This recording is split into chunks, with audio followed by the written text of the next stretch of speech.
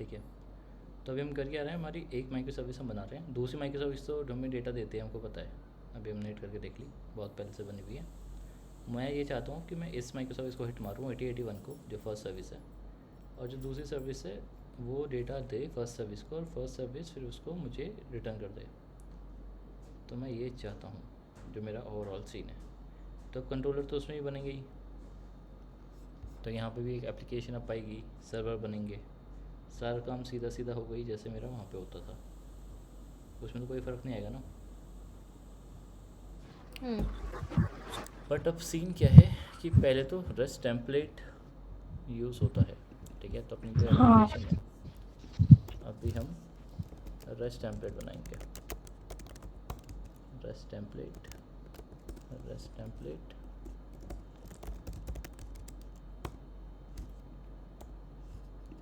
ठीक है।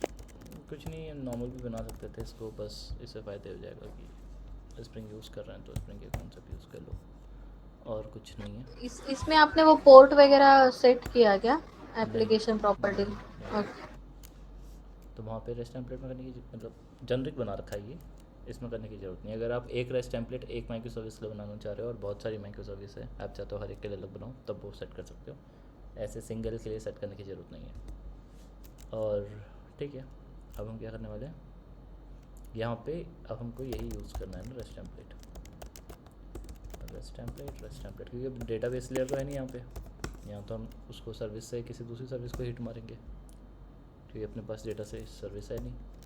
और अपने को अब क्या करना है, यहाँ पे जाएंगे चुपचाप, इसको कॉपी कर लेंगे, और यहाँ पे स्ट्रिंग URL, और ये सीधा सीधा, अच्छा एम्प्लॉय आईडी तो आ रही है ना सामने से,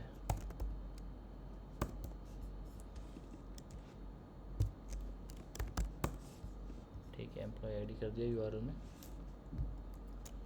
अब मैं इसमें, अब इसमें ना हम रिटर्न कर सकते हैं डायरेक्ट, और rest template get for object URL, और मैं स्ट्रिंग में चाहता हूँ फिलहाल तो स्ट्रिंग डॉट क्लास कर लिया, ठीक है, हो गया सही सिस्टम सेट।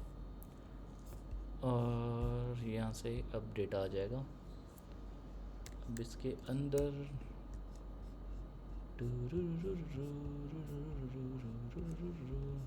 ठीक है, हाँ ठीक है, सही है, चलते हैं पीछे। अब इसको, ओहो अच्छा, इसको तो रन ही नहीं किया अभी तक, तो इसको अब रन करेंगे पहले। अब मेरी ये 8081 में अब आ गई है सर्विस, लेकिन अब फिर जो 8081 में ये सर्विस अब आई है, तो यहाँ पे MP डिटेल, और यहाँ पे कुछ भी नहीं लिखा मैंने, ओके कोई दिक्कत नहीं है। तो लोकल होस्ट 8081, और यहाँ पे EMP डिटेल, ओके ये तो पाथ पैरामीटर है, EMP डिटेल, एंड देन ओहो यार इसे तो चेंज करना पड़ेगा, ढंग से दिखाई नहीं है, रिक्वेस्ट पैरम, एंड देन यहाँ पे गेट लगा देना चाहिए, गेट, रीरन कर रहा हूँ सर्विस को। अब गेट करके आएगा, और एम्प्लॉय आईडी, गेट तो आसान है, एम्प्लॉय आईडी की यहाँ से कर लेते हैं, गेट एम्प्लॉय आईडी और 8, ठीक है। यहाँ पे 8080 में हिट कर रहा हूँ तो ये डेटा आ रहा है, 8081 में हिट करूँगा तो भी सेम डेटा आना चाहिए। पारामीटर आ रहा है क्या इसमें भी, ओके कूल, आ गया डेटा, आ गया। यस, आ गया।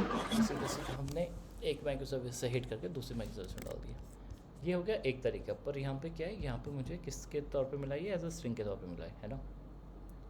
लेकिन अब सीन क्या है, अभी ना इससे ही आप मॉडल के बारे का भी, जो वहाँ पे मॉडल है उन सब की भी अहमियत समझ जाओगे थोड़ा सा।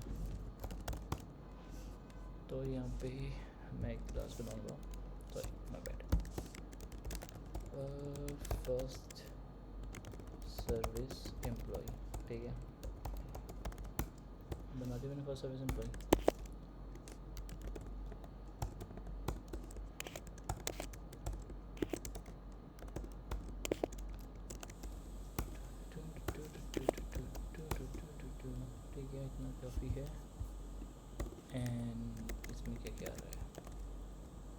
काम करता हूँ, यहाँ से एम्प्लॉय आईडी लेकिन जा रहा हूँ मैं, यहाँ पे ये डेटा दे रहा हूँ ना इसको, तो यही डेटा उठा के लेके जाता हूँ, यहाँ पे रख देता हूँ। ओह ठीक है, अब देखते हैं यहाँ पे क्या क्या आ रहा है। नेम स्ट्रिंग है, डिपार्टमेंट नल है, डिपार्टमेंट नल है, ठीक है। वैसे भी लॉन्ग ये शॉर्ट में आ ही जाएगा ना। शॉर्ट स्टेटस है, ट्रांजेंट की ज़रूरत नहीं है। टोटल सैलरी अर्नड है, कंपनी नेम है, स्ट्रिंग है ये फिर से।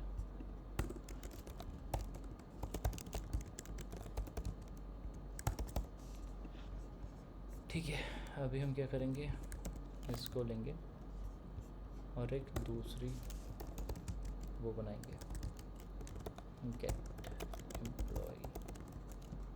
हमने एक नया मेथड बनाया। ओह ठीक है ठीक है, ये भी ठीक है। गेट एम्प्लॉय, अब सेम काम ही करेंगे, request param string employee ID. अच्छा ये एम्प्लॉय आईडी, ठीक है। और यहाँ पे रिटर्न एम्प्लॉय सर्विस को जाना पड़ेगा।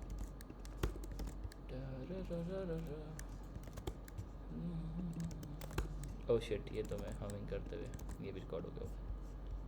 कोई दिक्कत नहीं है यहाँ पे, ओके ठीक है।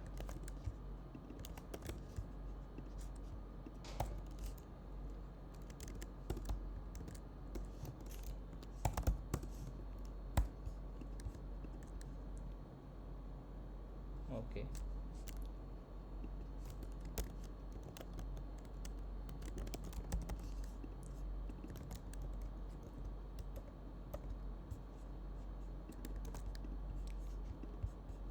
एंड इसको दोबारा से अप करेंगे। अरे यार,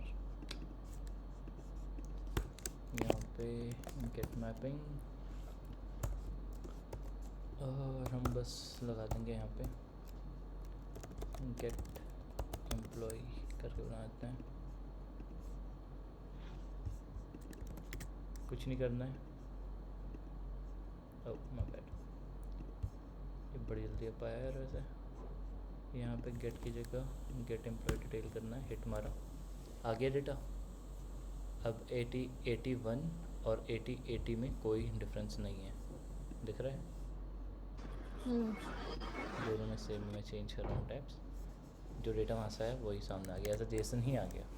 बस ये है, ऑब्जेक्ट में कन्वर्ट कर दिया सीधा सीधा। यहाँ पे एज अ स्ट्रिंग पहुँच रहा है, यहाँ पे एज अ जेसन पहुँच रहा है। रस्ट कंट्रोलर यूज़ कर रहे हैं, इसलिए रिस्पॉन्स बॉडी और गेट मैपिंग है साथ में, तो ये जो भी हमारा ऑब्जेक्ट भेज रहा हूँ पीछे से वो कन्वर्ट हो जा रहा है जेसन ऑब्जेक्ट के अंदर, वरना स्ट्रिंग की तरह आ रहा है। अगर हम यहाँ पे जाएँ तो यहाँ पे स्ट्रिंग की तरह आ रहा है, ठीक है। तो अपने को खुद बनानी पड़ी एम्प्लॉय क्लास भी, फर्स्ट एम्प्लॉय क्लास भी खुद बनानी पड़ी, ठीक है। ये एक तरीका हो गया inter communication between micro service का, ये पहला पार्ट हो गया जिससे हमने दूसरी एपीआई को खुद हिट मार के डेटा फैच किया है, ठीक है। ये हो गई एक आइटम। अब अपने को क्या करना है, अब अपने को क्लाइंट के थ्रू चेक करना है। तो मोस्टली कौन सा करने का मतलब, स्ट्रिंग फॉर्मेट में या कोई भी चलेगा, ऐसा कुछ नहीं? ना ना ना ना ना, यूजली अब मतलब ये जनरिक होगा। जैसे मैंने दिखाया था ना, मेरी कंपनी में HTTP मतलब कंपनी के नाम के साथ HTTP कनेक्टर या क्लाइंट बना रखे थे, तो आता हमेशा स्ट्रिंग में ही है, क्योंकि रिस्पॉन्स तो आपको स्ट्रिंग में ही मिलेगा वापस। लेकिन उसको कन्वर्ट करके आपको ऐसे में कन्वर्ट करना पड़ता है। आप जेसन कन्वर्टर यूज़ कर लो या कुछ कर लो, तो आपको करना पड़ेगा। जो ये वाला जो मेथड है ना, कहाँ गया एम्प्लॉय फैच सर्विस, इसके अंदर ये जो मेथड है ना, तो इसमें क्या करते हैं, ये इसकी जगह आप जनरिक लिख सकते हो। यूजली यहाँ पे आप क्लास का नाम ना सीधा क्लास ये देखा होगा आपने ना, ऐसे होता हो, देखा ऐसे होता हो? देखा नहीं है। नहीं देखा, नहीं देखा ऐसा होता होगा आपने? हेलो, हाँ नहीं देखा ऐसा कुछ होते हुए? नहीं, आपने बताया है, मुझे लगा कि आप बोल रहे हो कि ऐसा कोड, मतलब मेरे इसमें। अच्छा, अरे ये जनरिक हो जाता है ना, आप हर एक क्लास का नाम यहाँ पे चेंज करते रहोगे, इससे अच्छा आप एक जनरिक लिख दो, तो जनरिक लिख दिया जाता है। यहाँ पे हम जनरिक नहीं लिखा है हमने। तो यूजली आता आपके खुद की कंपनी का जनरेटर होगा आपका इंटर कम्युनिकेट करने के लिए, और वो कन्वर्ट करके आपको पकड़ा देगा जो भी आपको ऑब्जेक्ट चाहिए। हर बार आप अलग अलग नहीं लिखोगे, जैसे हमने यहाँ पे लिख दिया। यही कोड लिखा होगा उसमें, यहाँ पे बस ये डायरेक्ट जो आप यहाँ पे हार्ड कोड कर रहे हो वैल्यू, वो एज अ पैरामीटर आएगी आपके पास। पैरामीटर। इतना डिफरेंस होता है। तो ठीक है, अब चलते हैं आगे। तो एक चीज़ तो हमने देख ली, ये और ये, ठीक है। अब करेंगे हम दूसरा, क्लाइंट बना के। ओ यार, क्लाइंट के तो स्ट्रक्चर बनाना पड़ेगा। ठीक है ठीक है, तो स्ट्रक्चर बनाते हैं पहले। ओके, तो वापस जाएंगे हम। अब हम जाएंगे पहले start.spring.io में, और यहाँ पे हम कर देंगे employee service parent, parent and parent. Parent के अंदर से कुछ होता है नहीं, कुछ भी ले लो, हटाना ही। एंड दिस ठीक है। और इसमें वेब डाल देते हैं, सब डाल जाएगा। एंड लॉन्ग बुक डाल देते हैं बस। ठीक है, अभी हमने दो चीज़ कर दी है, जनरेट करते हैं।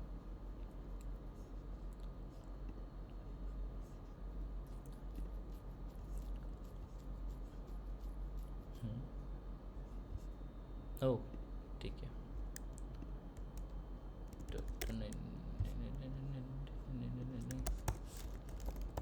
Employ service parent.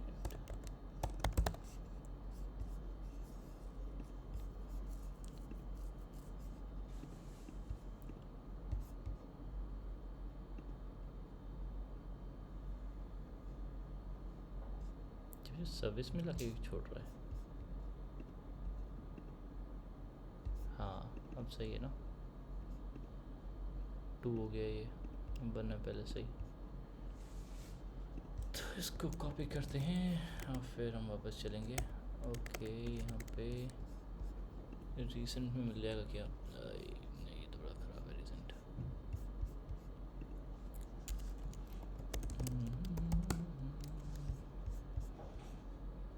Okay okay, अच्छा शिट, बेसिक के अंदर एम्प्लॉय सर्विस है ना ये, ठीक है। वाह,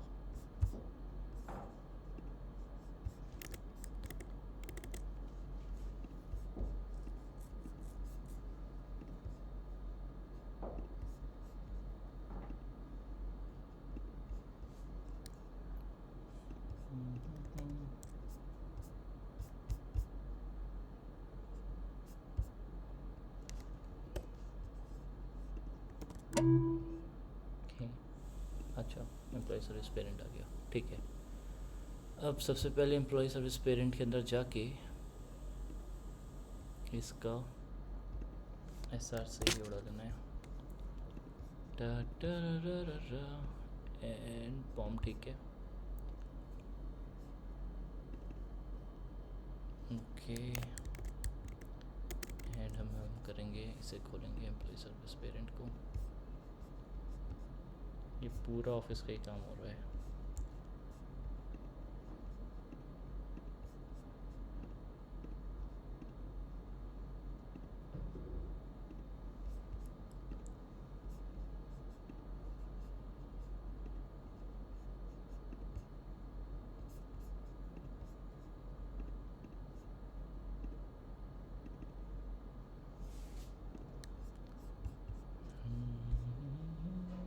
ओके, इसको अब ऐसे ही रखना है।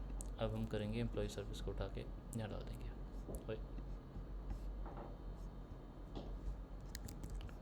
कॉपी, ओके, माय बैड, अब हो जाएगा ये, ठीक है।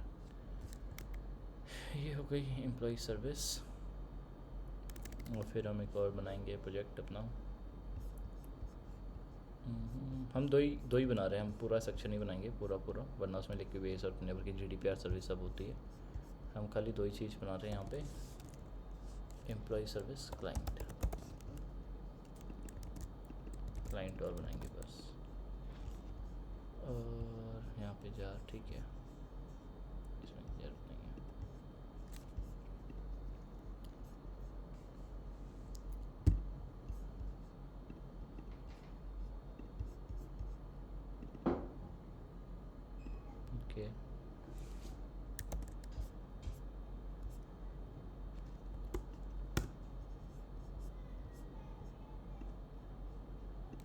ठीक है, अब जरा अपने इस प्रोजेक्ट को रिलोड कर दें। यहाँ पे एम्प्लॉय सर्विस क्लाइंट आ गया। ओहो, मॉडल तो बनाना पड़ेगा।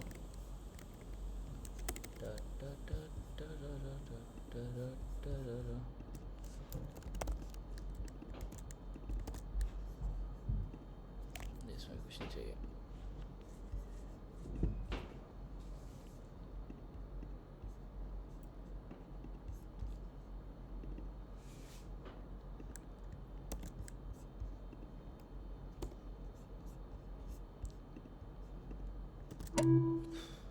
ठीक है, अब हमने 3 बन चुके हैं, मेरे पास ये सब आ गया है। ठीक है, अब इसकी सेटिंग करनी पड़ेगी थोड़ी सी।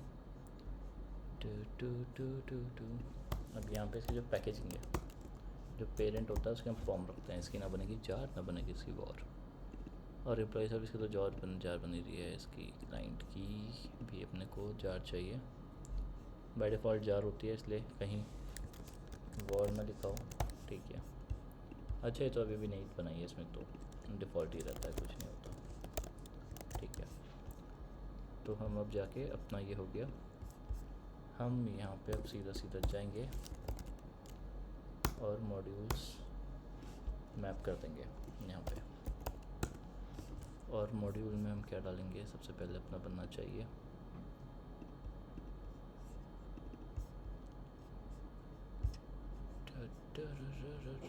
ओके, पेरेंट भी बदलना पड़ेगा इसका। ओके, चलो पहले पेरेंट बदल देते हैं।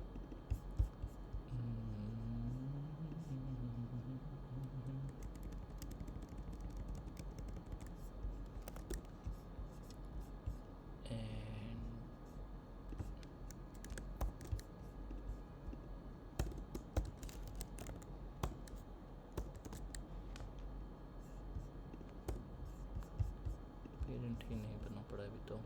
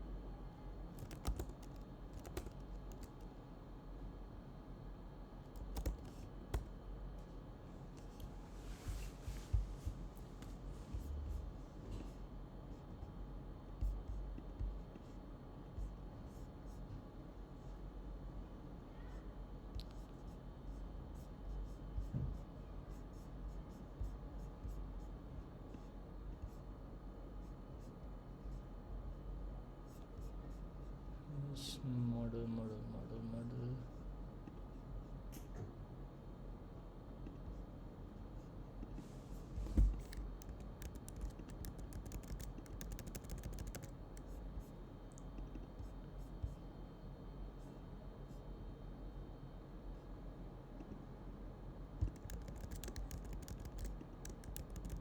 क्या हो रहा है? शिट, मैंने कहाँ चेंज कर दिया? यहाँ चेंज कर दिया था क्या? अरे ओहो ओहो ओहो, तो रह गई यार, शिट।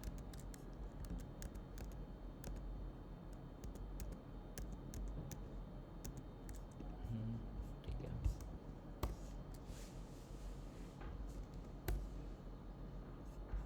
अब क्या दिक्कत है?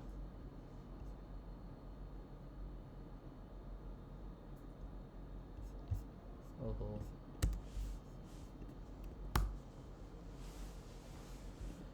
ठीक है, ये हो गई एक चीज़।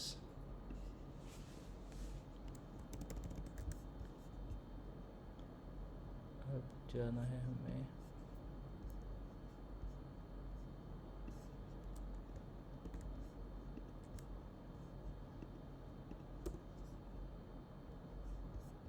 एंड अब हम जाएंगे मॉड्यूल सेट करने और ठीक है। अभी देखो यहाँ पे बिल्ड होते हुए में ना कुछ भी बिल्ड नहीं हुआ था, खाली सक्सेस लिख के आ गया। अब अगर दोबारा बिल्ड करेंगे, हाँ, वो एक बार palm.xml फिर से बताओ ना, आपने क्या क्या ऐड किया था। हाँ ठीक है। तो ये वैसे ये इंक्लूडेड था नहीं, बट क्या हम बताएंगे, सीमा को ज़्यादा ज़रूरत है इसकी। तो अभी हमने क्या किया था, हमने खाली पेरेंट रन कर रहे थे। अब क्या हो रहा है, हमारा मॉडल भी रन हो रहा है। मैं रन कहाँ पे कर रहा हूँ, पेरेंट में कर रहा हूँ। बिल्ड मेरा मॉडल भी हो रहा है सीधा सीधा। अभी अब और मॉड्यूल्स ऐड करेंगे हम। अभी ये 3 मॉड्यूल्स है ना हमारे पास, इवेंचुअली हमको सर्विस यूज़ करनी है। तो सर्विस के बाद क्लाइंट के अंदर होगा वो डेटा जो हम अपने क्लाइंट को देंगे, और मॉडल के अंदर कॉमन जार्स होंगी, कॉमन फाइल्स होंगी। तो अभी हमको क्या चाहिए, जब मेरा पेरेंट बिल्ड हो तो ये तीनों चीज़ होनी चाहिए। पहले सर्विस बिल्ड होनी चाहिए, उसके बाद उसके बाद मर्ज़ी है, आप एम्प्लॉय बिल्ड कर दो या सर्विस बिल्ड कर दो या क्लाइंट बिल्ड कर दो, आपके ऊपर है। तो वही हम करना चाह रहे हैं। तो अभी तो हमने एक ही चीज़ सेट किया ही, उसके अलावा अभी हमने और कुछ सेट नहीं किया। सीक्वेंसिंग सेट होगी। दूसरा चीज़ होती है कि ऐसी फाइल जो मैनेज करती है चीज़ें, उनकी पैकेजिंग फॉर्म होती है। ठीक है, अभी हम सीधा सीधा चलते हैं और हमको जाना है क्लाइंट में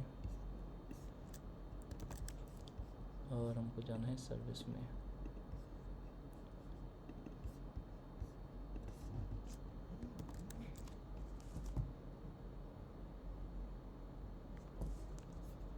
एंड ये चीज़ें हो गई हैं सेट। अब हम ऐड करेंगे, अब मर्ज़ी है कुछ भी। पहले वो बिल्ड कर दो, पहले हम सर्विस बिल्ड कर लेते हैं, उसके बाद हम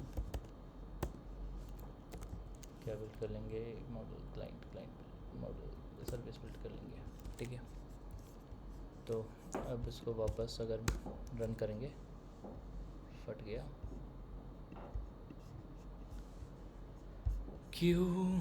okay, module 2 specify the child employee service double हो गया ना, हाँ क्लाइंट करना है ना। हाँ हाँ हाँ, अभी भी हटा है ये।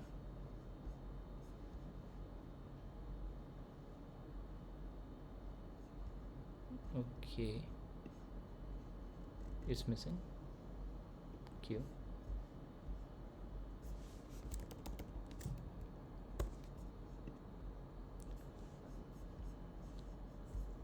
ओके,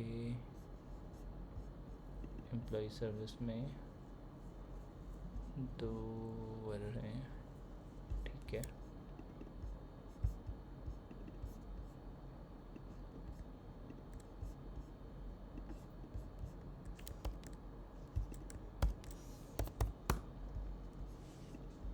JSTL, हाँ ठीक है। ओ ओ ओ ओ ओ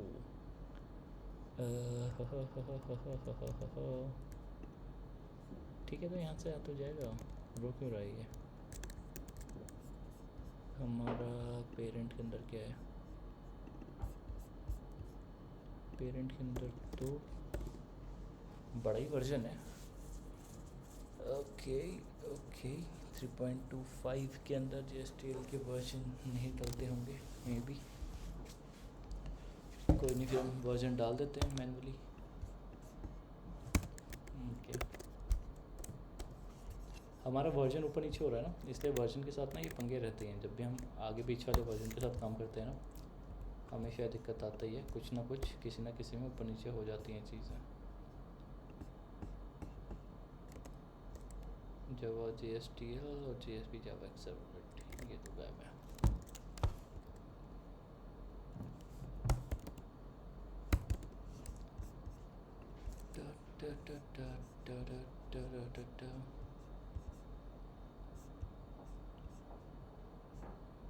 बड़ा अजीब सिस्टम है इसे तो।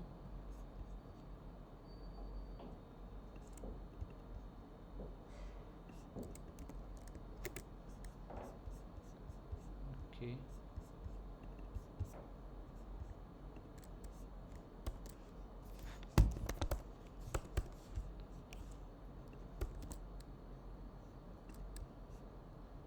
एंड ये ओके ऊपर वाला था शायद ये तो गूगल से किया था सर्वलेट जेएसपी ठीक है सर्वलेट इसका भी 2 ही वर्जन डाल देते हैं देखते हैं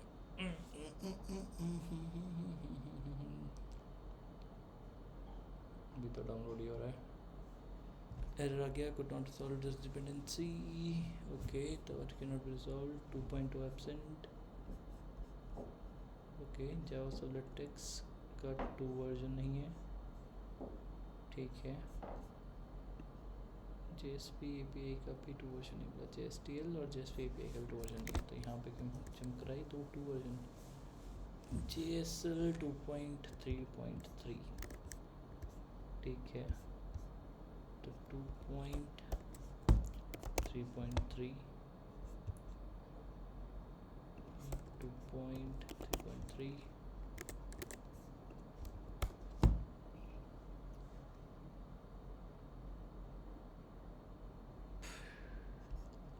ये ना गूगल के साथ मेरा सिस्टम सही चलता ही नहीं है इससे अच्छा मैं सीधा इसी के अंदर जाके इसी पता कर लेता हूँ और employ service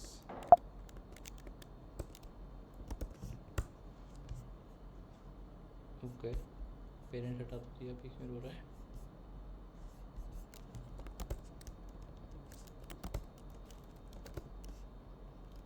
okay okay form है तो has 2 errors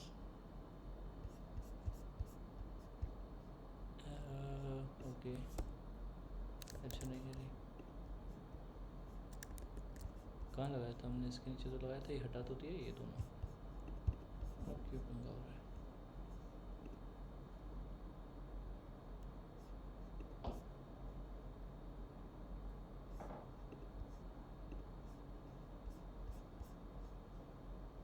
3.2.5 and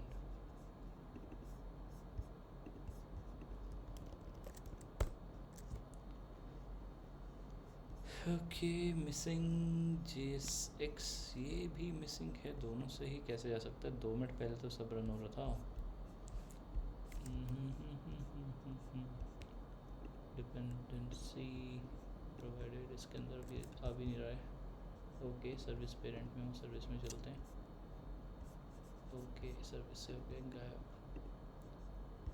कोई नहीं इसे बंद करेंगे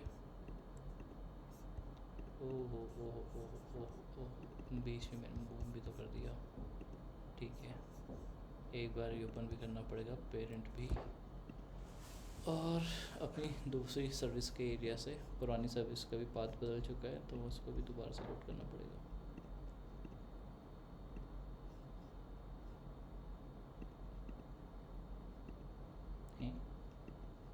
एम्प्लॉय सर्विस खाली क्यों है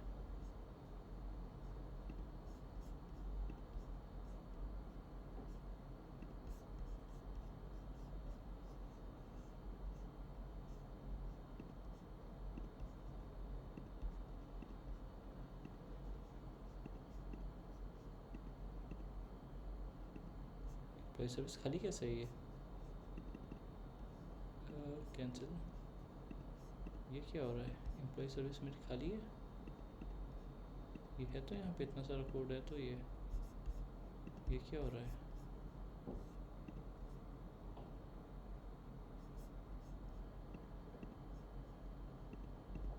तो कोड इसके अंदर ऐसे कैसे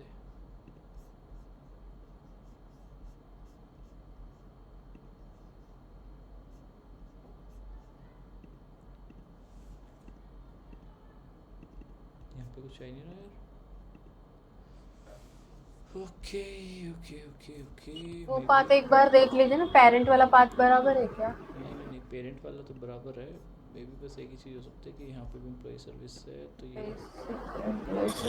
दे रहा हूँ उससे अलग से वरना बाकी दोनों में तो दिख ही रहा है पेरेंट में भी है ही फोल्डर से हमने उड़ाया थोड़ा तो उसे कहीं और ये तो विंडोज़ पे नहीं है जो डेटा उठा के ना लाए SSDS के अंदर तो अभी भी खाली पड़ा है यार। ये सर्विस के अंदर डेटा है, फिर भी फर्स्ट सर्विस आ रही है, सर्विस पेरेंट आ रहा है, 2 आइटम है यहाँ पे, मॉड्यूल भी नहीं आ रहा है इसके अंदर। तो वो भी होना चाहिए ना, मॉडल भी तो होना चाहिए, मॉडल भी नहीं आ रहा है। ओके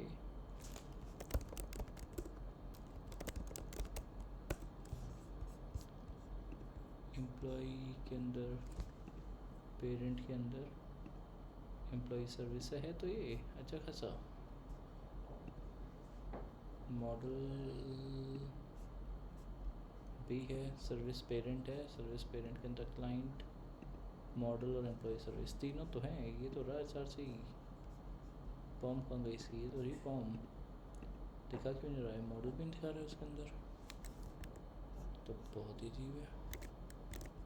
इंटेल को क्या हो गया मेरे,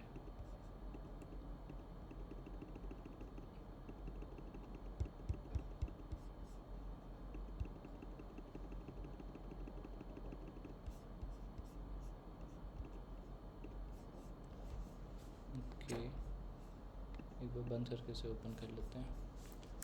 मैं भी अपने कैश में डेटा रख रहा हूँ, पर फोल्डर स्ट्रक्चर तो कैश में रखने का फ़ायदा है नहीं। अब पहले मैं एम्प्लॉय सर्विस ही खोलूँगा।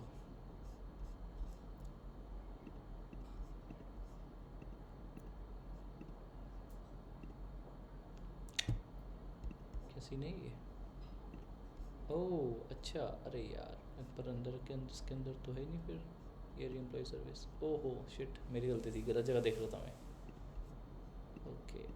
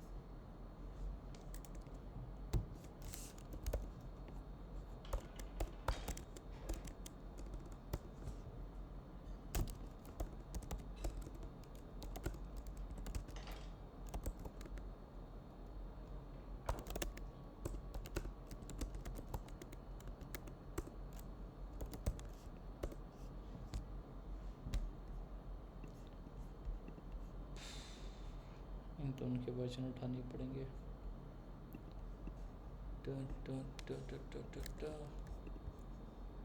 JSP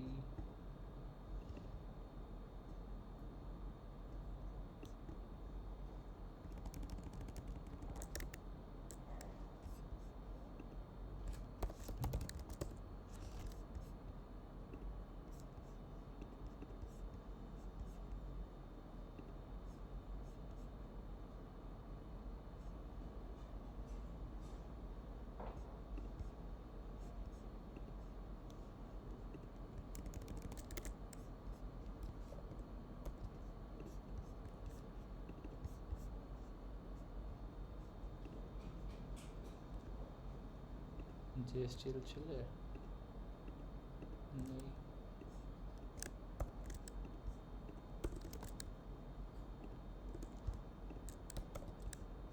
ठीक है। और यहाँ पे JSTL नहीं हो रहा।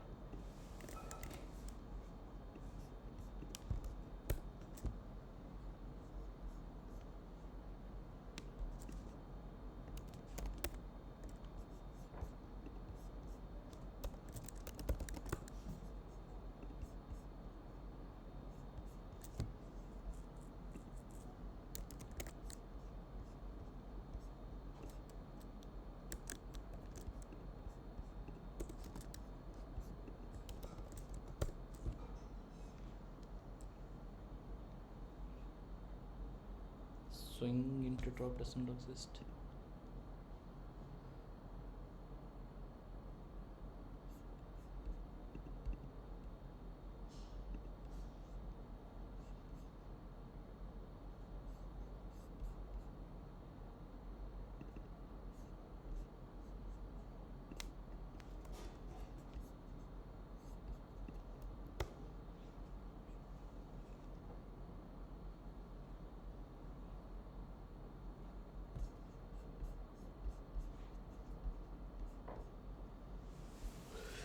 ये तो इंडिविजुअली चल रहा था ना उस वक्त, तो कुछ एरर नहीं की है डिपेंडेंसीज वगैरह,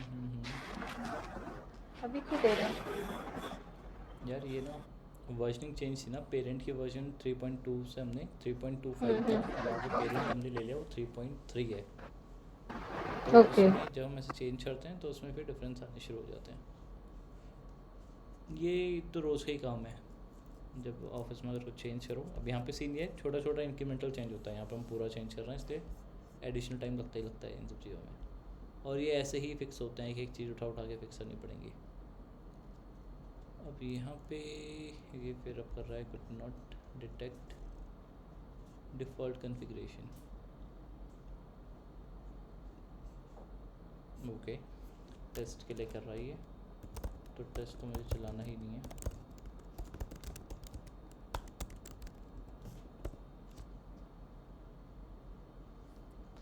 हो गया, ठीक है। अब हमारा ये एक का सिस्टम हुआ है सेट। हाँ, जो डिपेंडेंट था 3.25 के अंदर, अब मैं इसको चेंज कर सकता हूँ 3.25 से 3.3 पे। अब मैं पेरेंट खोलूँगा। भाई पेरेंट का है, खुला हुआ है क्या पेरेंट पहले? नहीं, पेरेंट कहाँ गया?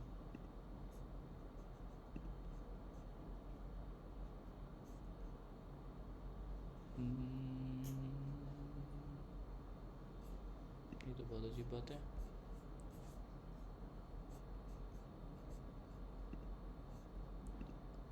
बैच 24 बेसिक पेरेंट एंड ये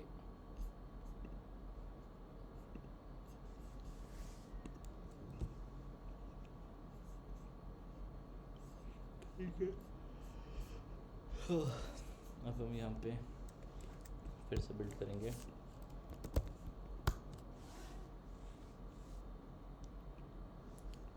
ये हमारा बिल्ड हो गया। ये क्या बिल्ड हुआ, लेकिन एम्प्लॉय सर्विस बिल्ड हो गया तो खाली,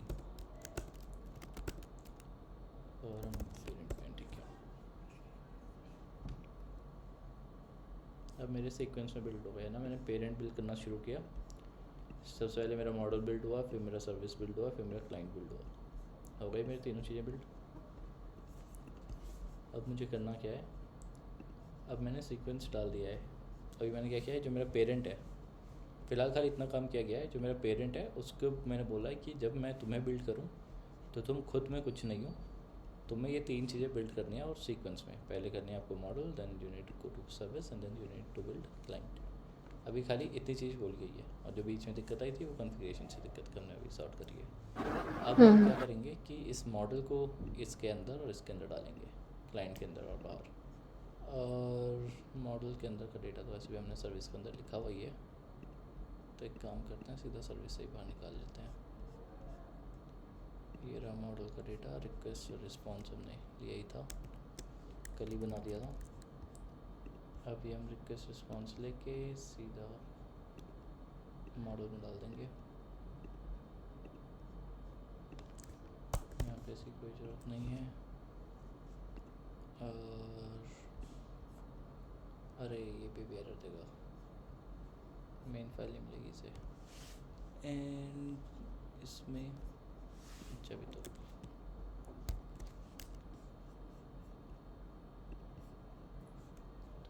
यहाँ पे मॉडल एम्प्लॉय सर्विस मॉडल, ठीक है। यहाँ पे अब क्या करना है मुझे, रिक्वेस्ट यहाँ पे कांस्टेंट डाल दे, बना देता हूँ एक, और फिर से एक और बना देता हूँ API। अब बाकी अपने रिक्वेस्ट रिस्पॉन्स आ गया यहाँ पे। ठीक है, ये रिक्वेस्ट रिस्पॉन्स हमारे वही हैं जो हमने पहले बनाए हुए। ओके यार, इसमें तो डिपार्टमेंट नहीं आया, एम्प्लॉय डिटेल डिपार्टमेंट यहाँ पे भी नहीं आया। डिपार्टमेंट है क्या वैसे?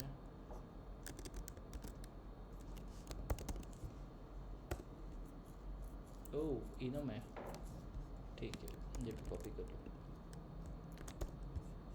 ठीक है, ऑनसेट में डाल दो। ठीक है, अब यहाँ पे डिपार्टमेंट सॉर्ट आउट हो जाएंगे।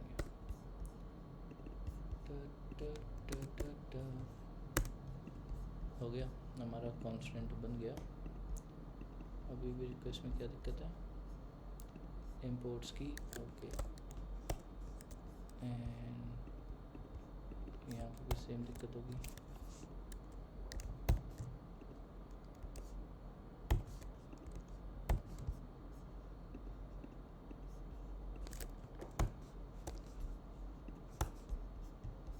ठीक है, हमारा ये हो गया मॉडल।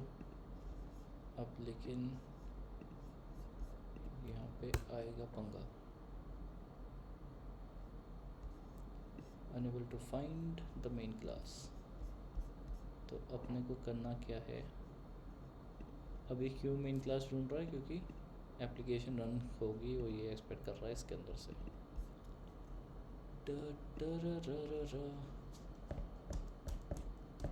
अब इसको एक्सक्लूड करेंगे नहीं, हाँ ठीक है, तो पेरेंट से हटा देता हूँ। पेरेंट पेरेंट पेरेंट पेरेंट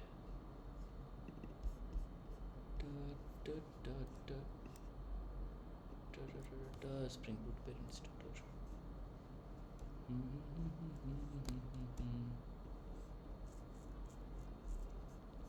इसके अंदर वेब हटा दिया, एंड ये भी हटा दिया। ठीक है,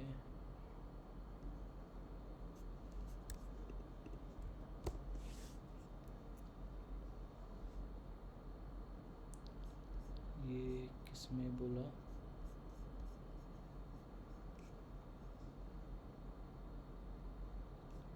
मॉडल में अभी भी मेन ढूंढ रहा है। अब मॉडल पे मेन कहाँ से गई? यहाँ पे फॉर्म के अंदर। ओहो, ये तो रखना ही पड़ेगा।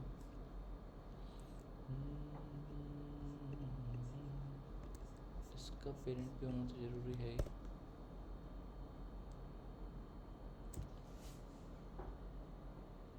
ओके, एक बार देखने चलते हैं यहाँ पे। वो रिकॉर्डिंग में ब्लर करना पड़ेगा थोड़ा सेक्शन।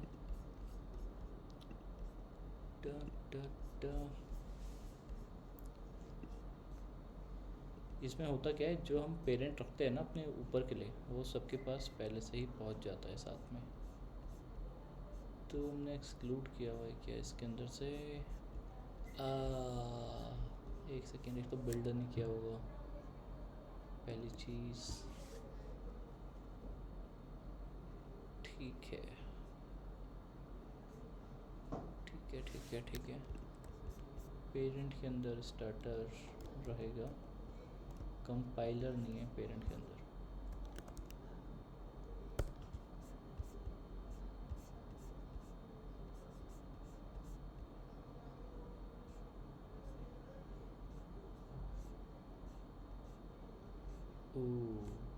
ओके ठीक है, और यहाँ पे फिर कंपाइलर इसने अपना खुद का बनाया हुआ है। ठीक है, समझे? आप लोगों को समझ आ रहा है?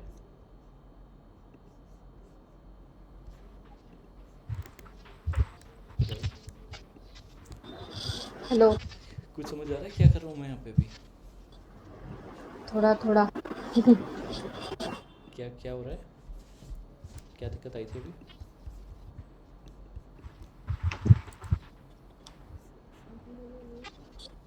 पेरेंट निकाल दिया क्या आपने? ये सर्विस पेरेंट से ऊपर वाला नहीं, प्लगइन बिल्ड का प्लगइन हटा रहा हूँ ना अभी। अच्छा ऊपर पेरेंट का शिट, हाँ पेरेंट तो वापस ले आया मैं। अब ये ओके हमको प्लगइन्स हटा रहा हूँ। क्यों बट अरे वो खुद के प्लगइन्स यूज़ कर लेंगे ना वो। अभी सीन क्या हो रहा है, मैं चाहता हूँ कि ये बिल्ड हो जाए ना सारी चीज़ें, लेकिन जो मेरी मॉडल है, हाँ मॉडल के अंदर ये मेन फाइल मांग रहा है कि मेन फाइल आपको चाहिए रन करने के लिए, पर मॉडल तो मेरा जार की तरह मैं ट्रीट करना चाहता हूँ उसे। तो वहाँ पे ये दिक्कत दे रहा है, ये कह रहा है कि यार मैं तो अब ये माइक्रो सर्विस बना के चल रहा है उसको, और मैं कह रहा हूँ कि नहीं, तुम्हें तो माइक्रो सर्विस चलना ही नहीं है, तुमको चलना है एज अ, एक सेकेंड, इसमें एज अ जार चलना है बस तुमको। यहाँ पे पेरेंट आ गया, यहाँ पे भी पेरेंट आ गया, ठीक है। और अब हम जब मॉडल के अंदर जाएंगे, इसके अंदर स्प्रिंग बूट स्टार्टर नहीं चाहिए, ये भी नहीं चाहिए, ठीक है। सीधा सीधा लॉम्बो खाएगा। ऑटो कन्फिग्रेशन करता है ना ये फिर, अगर आपकी मेवन के अंदर इसने कुछ फाइल देख ली। Okay, compilation failure, does not exist, और टेस्ट तो मुझे चाहिए भी नहीं।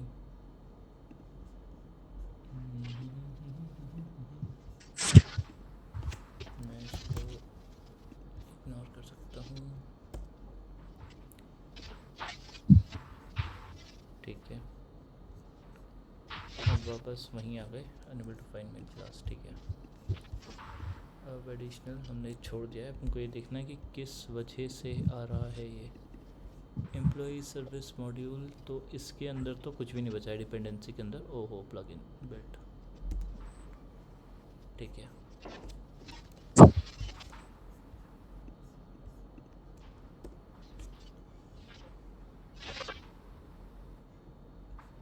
हो गया।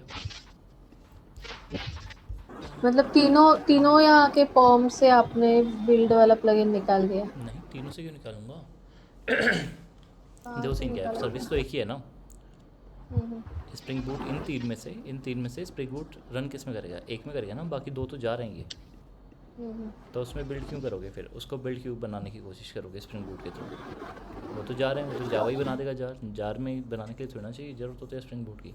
स्प्रिंग बूट की लाइब्रेरीज़ की ज़रूरत पड़ती है, लेकिन स्प्रिंग बूट को आने की ज़रूरत नहीं पड़ती। तो वो ये डिफरेंस है दोनों के बीच में ना। नॉर्मल मेन फाइल भी अगर हमने हटा दी, सारी चीज़ें हटा दी हमने, अब इसके अंदर मेन फाइल भी नहीं है। किसके, मॉडल के अंदर, क्लाइंट के अंदर अभी भी है, मॉडल के अंदर नहीं है। बस अब हमको एक चीज़ देखनी है कि इसकी जार बनी हुई हो। यहाँ पे जार दिख गई, हमारा काम हो गया। अब सेम काम करना है अपने को क्लाइंट के साथ भी, क्लाइंट के अंदर भी सेम चीज़ें होंगी।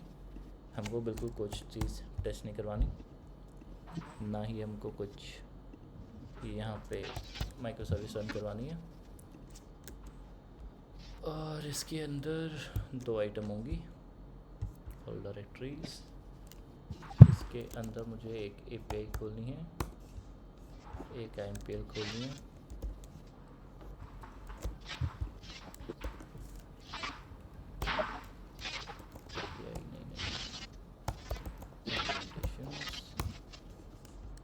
बस, और अब इसके फॉर्म में जाएंगे। यहाँ पे ये है, यहाँ पे इन दोनों की कोई ज़रूरत है नहीं, ना इसको इसकी ज़रूरत है। लॉम्बो मुझे पीछे से मिल गया होगा, ठीक है। दोबारा रन करते हैं इसे।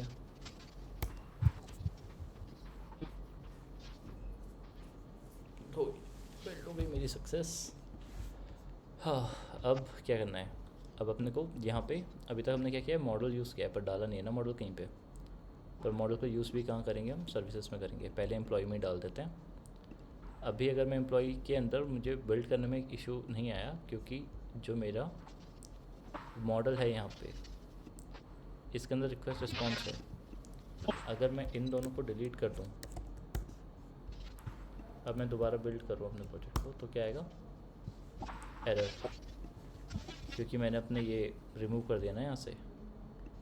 अब यहाँ पे एम्प्लॉय डिटेल्स तो है ही नहीं ऑब्जेक्ट, लेकिन ये उठा के मैंने कहाँ पर रख दिया है, मैंने मॉडल में कॉमन कर दिया है।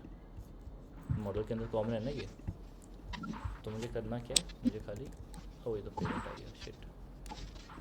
तो मुझे करना क्या है, मुझे एम्प्लॉई सर्विस में जाऊँगा मैं और एम्प्लॉई सर्विस के अंदर एक डिपेंडेंसी ऐड करूँगा। अब मैं किसकी डिपेंडेंसी ऐड करूँगा, अपने एम्प्लॉई की, ठीक है। अब जब मैं इसको रन करूँगा वापस, एरर तो अभी भी आएगी, बट मेरे पास अब आ चुका होगा मेरी एम्प्लॉय की जार, क्लाइंट की, वो सॉरी मॉडल की। तो अब जब मैं जाऊँगा यहाँ पे और जो मेरे कंट्रोलर्स हैं जहाँ पे डेटा नहीं आ रहा था, अपना मैं खाली ओके जिससे कर रहा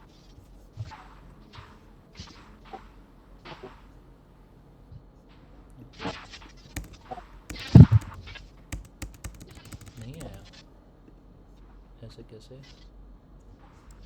एम्प्लॉई मॉडल, ये है मॉडल और हमारी एम्प्लॉई सर्विस, और एम्प्लॉई सर्विस में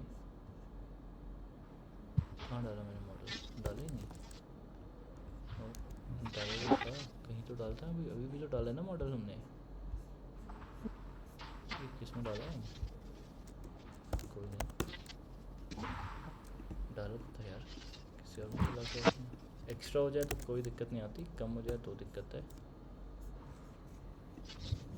फिर हम अभी से लोड कर लेंगे। अब जो हमारा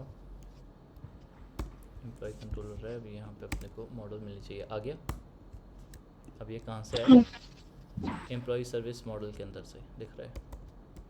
तब सेम काम करेंगे हम, जिसके अंदर भी हमको जिस भी कंट्रोलर या जिस भी name response, okay name response यहाँ से ले लिया, और अब ओके इंपोर्ट भी तो ठीक करने पड़ेंगे, ठीक है। ये अभी इसलिए दिक्कत आ रही है क्योंकि हम एग्जिस्टिंग को हिला रहे हैं, ठीक है। और आप लोग नहीं करोगे वैसे तो, वैसे मिल भी सकता है एग्जिस्टिंग को हिलाने का काम, लेकिन एग्जिस्टिंग को हिलाने का काम अगर मिला तो थोड़ा पंगा रहता है। ये क्या है नीचे, employee service get apartment required type और मिल रहा है कांस्टेंट। अच्छा ठीक है, क्योंकि यहाँ का ओके ये डिपार्टमेंट कहाँ का बता रहा है, ओह अच्छा कांस्टेंट से डिलीट नहीं किया मैंने, ओके माय बैड, ठीक है। अब मैंने कांस्टेंट से डिलीट कर दिया, अब ये ठीक हो जाएगा। ओके ये चीज़ मैं कर रहा हूँ ना, यूजली इसमें बहुत ज़्यादा टाइम लगता है, मतलब मैं तो बहुत ज़्यादा टाइम से कर लिया मैंने ये, तो मैं बस देख देख के ऊपर नीचे घूम के काम ख़त्म कर दे रहा हूँ। वरना यूजली जब ऐसे फंसते हैं तो बहुत बुरे फंसते हैं फ्रेशर, मतलब मैं बहुत बार फंस चुका हूँ और मुझे बहुत सारी माइक्रो सर्विस माइग्रेट करने का मौका मिला हुआ है, इसलिए मैं ये थोड़ा स्मूथली कर लेता हूँ। वरना ये जो हम कर रहे हैं इसमें बहुत ज़्यादा टाइम लग जाता है। फ़िल्टर्स तो हमारे खाली थे, ठीक है। और इसलिए लगता है क्योंकि जो जहाँ चीज़ें फंस रही है ना, बार बार एरर पढ़ के गूगल करके, क्योंकि स्टार्टिंग में तो अभी तो मुझे पता था कौन क्या बोलना चाह रहा है, लेकिन यूजली क्या होता है आप पढ़ते हो ना सारे एरर्स, अगर पहली बार देख रहे हो तो फिर जब तक समझोगे मोस्ट ऑप्टिमाइज चीज़ें निकालोगे, वो काम करेगी नहीं करेगी, तो बहुत ज़्यादा टाइम कंज्यूम हो जाता है। बट विद टाइम आप थोड़े प्रो हो जाओगे और इवेंचुअली फिर आपको ज़रूरत नहीं पड़ेगी, आप भी ऐसे देख के सॉल्व कर लोगे चीज़ों को। क्लोज ऑल टैब्स, ठीक है। अब हमने वापस बिल्ड करना है अभी। क्या हुआ, चेंज कर तो दिया। Some projects and counters, okay. Parent के अंदर कौन सी एम्प्लॉय सर्विस, पेरेंट, ओके।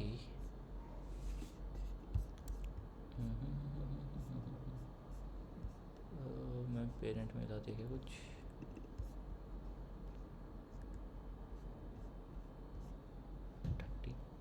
अच्छा ओहो गलत डालते हैं ना यहाँ पे, ठीक है।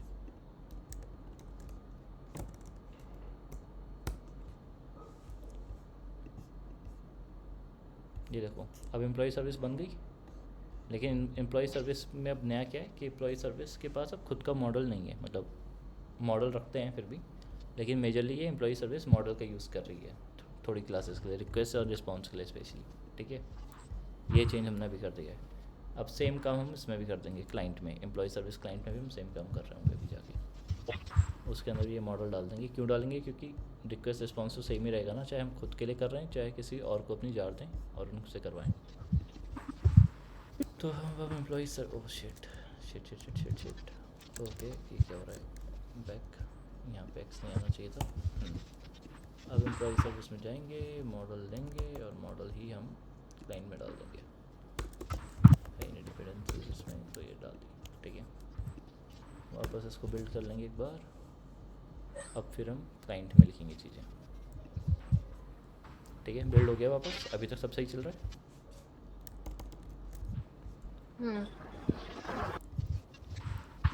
हमारी सर्विस तो सही चलती है, एक बार टेस्ट दोबारा कर लेंगे रन करने से पहले। अब अपने को क्लाइंट में लिखनी है चीज़ें, ठीक है। अब जो हमने वहाँ पे काम किया है ना, डिट्टो सेम अब हमको भी यहाँ पे करना है। पहले तो हम करेंगे IMPL इम्प्लीमेंट, इसमें डाल देंगे कुछ भी कर देते हैं, आई एम्प्लॉय और से कर देते हैं क्लाइंट कर देते हैं, ठीक है। ओह माय बैड, इंटरफेस चाहिए तो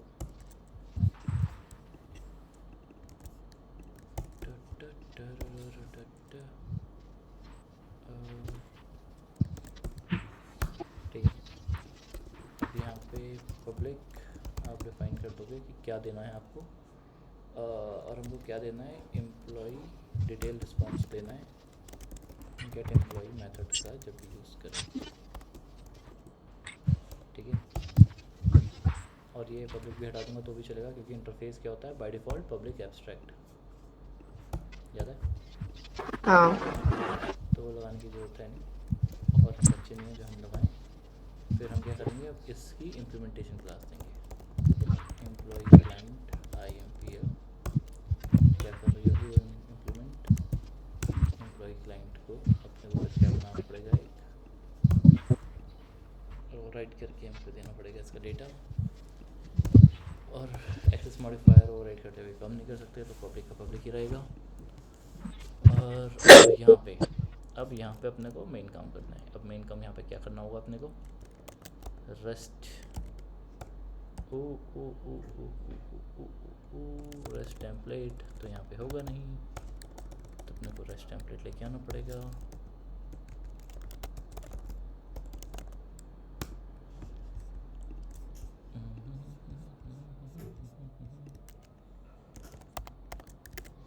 और हम ओ माय बैड,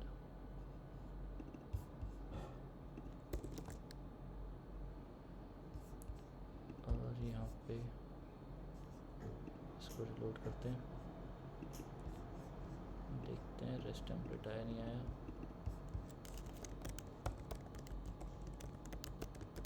आ गया ना, ठीक है।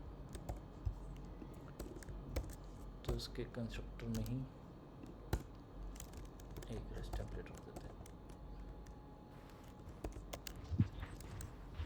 यहाँ पे ही रेस्ट टेम्पलेट रख देते हैं, एक rest template, sorry my bad, rest template.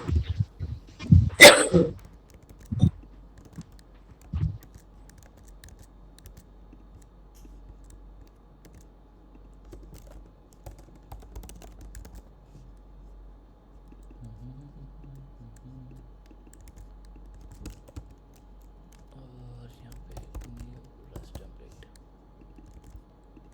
ठीक है।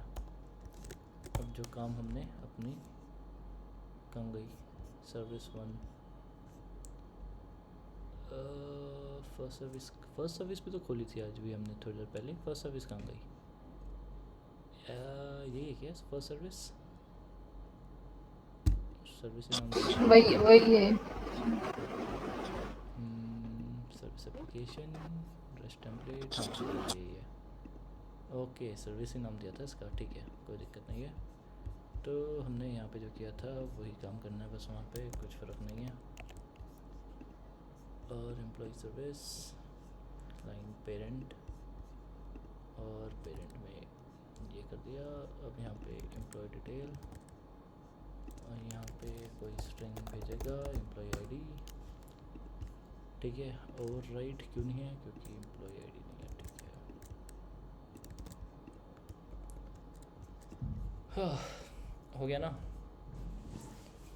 अब हमने झंझट ले लिया काफ़ी, तो अब हम क्या करेंगे, हम सीधा सीधा इसका इसका उसका, ठीक है। अब हम क्लाइंट लेंगे और क्लाइंट को उठा के हम क्या करेंगे, अपनी फर्स्ट सर्विस में डाल देंगे। अब यहाँ पे बनाएंगे हम एक नया controller, client jar controller. Okay my bad, cancel. F6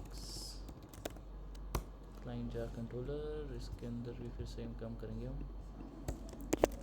@REST controller, फिर प्राइवेट एक सर्विस होगी, सर्विस बनानी पड़ेगी। क्लाइंट की स्पेलिंग अभी भी गलत है, CLIENT। एंड सर्विस में दोबारा बनाएंगे, ये मैं नाम इसलिए दे रहा हूँ एम्प्लॉय सर्विस, ताकि पता रहे, या चिल्ला के बोल रहा हूँ खुद ही कि मैं क्लाइंट क्लाइंट। ठीक है। और इस क्लाइंट के अंदर क्या होगा, पब्लिक। ठीक है, अब एक चीज़ देखने वाली है, देखो इसमें हमने मॉडल ना पहले वाले में फर्स्ट एम्प्लॉय सर्विस का ही खुद बनाया था, ऑब्जेक्ट है ना, याद है, ये खुद बनाया हमने। लेकिन अब हमको ये यहाँ से खुद बनाने की ज़रूरत नहीं पड़ेगी। और यहाँ पे चाहिए क्या, लेकिन हमको प्राइवेट क्लाइंट, अच्छा तो कंट्रोलर है, ठीक है, तो सर्विस चाहिए होगी इसे, तो क्या नाम दिया है। ओके यार, क्लाइंट की स्पेलिंग कितनी गलत क्यों लिख रहा हूँ बार बार, CLIENT, ठीक है। तो यहाँ पे क्लाइंट ये आ जाएगी, एंड देन नॉट अवेयर, और ये सर्विस है, ठीक है। और ये देगा क्या मुझे, एम्प्लॉय डिटेल ऑब्जेक्ट देगा, लेकिन ये भी दिखा नहीं रहा है क्योंकि मुझे एक बार इसको करना पड़ेगा, ठीक है। एम्प्लॉय फेच नहीं आ रहा है अभी, इसमें जाके सर्विस पेरेंट में, और क्लाइंट है, client client client, and then cancel, ठीक है। अब देखो दो चीज़ें हैं, पहला तो ये है, अभी मैंने उस वहाँ पे स्प्रिंग नहीं लगा रखा है बिल्कुल भी, है ना, तो मुझे कैसे उठाना पड़ेगा इसको, नॉर्मल उठाना पड़ेगा अपनी फर्स्ट सर्विस में। ये जो मेरी IMPL क्लास है, ओके, ये क्यों नहीं आई है, अभी इसको हटा देते हैं, एंड देन ये भी इतना छोड़ देते हैं, इसमें भी कोई गलत ख़राब चीज़ नहीं है, ठीक है। F12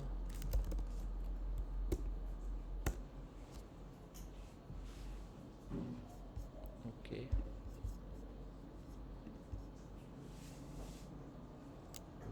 ओके, ये क्यों नहीं आ रहा है, ऐसे कैसे,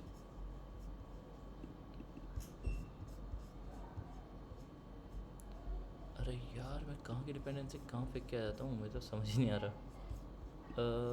अभी भी तो उठाई थी इसकी डिपेंडेंसी, पेरेंट, ठीक है। ये तो एम्प्लॉय पेरेंट खुल गया, एम्प्लॉय ये रहा, हमारी सर्विस पेरेंट ये है, एंड एम्प्लॉय क्लाइंट मेरा ये है, ठीक है। और ये है मेरा क्लाइंट, और ये मैंने कहाँ पे, यहाँ पे डाल दी क्या, इसके अंदर भी नहीं है, तो इसमें डाल दी क्या, नहीं इसमें भी मॉडल ही है, मॉडल में डाल दिया क्या क्लाइंट, मॉडल में भी नहीं डाला, सर्विस में डाल दिया गया क्लाइंट, सर्विस में डाला, तो पता नहीं मैंने कहाँ पे डाल दिया, ये रही मेरी सर्विस, और यहाँ पे भी नहीं है, ठीक है, कोई नहीं, डिपेंडेंसीज यहाँ पे आ गई। अभी मैं क्या कर रहा हूँ, अपनी फर्स्ट सर्विस के अंदर अपनी क्लाइंट डाल रहा हूँ एम्प्लॉय की, ये कौन सी है सर्विस मेरी, फर्स्ट सर्विस है ना, दिख रहा है फर्स्ट सर्विस। हाँ, फर्स्ट सर्विस के अंदर मैंने फर्स्ट सर्विस में अपने क्लाइंट क्लाइंट डाल हम्म, ठीक है। तो ओके, यहाँ पे हम वापस जाएंगे अपने एम्प्लॉय क्लाइंट के में, और फर्स्ट सर्विस के अंदर जाके ढूंढेंगे। एक बार रिलोड कर लेते हैं, अब तो आना चाहिए। पॉम में वापस चेक कर लेता हूँ, कभी गलत नहीं, बिल्कुल सही जगह पे डाली हुई है पॉम के अंदर भी। और अब तो प्रॉपर इसकी जगह पे लिख देते हैं प्राइवेट दिस। ये इंपोर्ट क्यों नहीं हो रही है, इतना तो बड़ा प्रोजेक्ट भी नहीं है कि ना पाई है।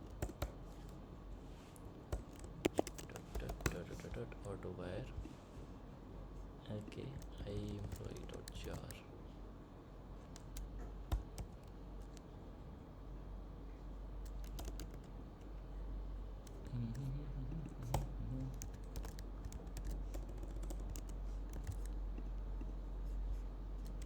ये कैसे,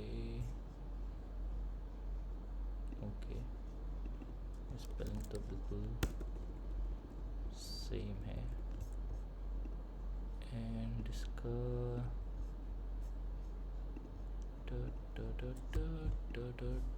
जनरेटेड सोर्सेस, ओ नहीं क्लासेस, ओ ओ ओ ओ अच्छा, ऐसे कैसे,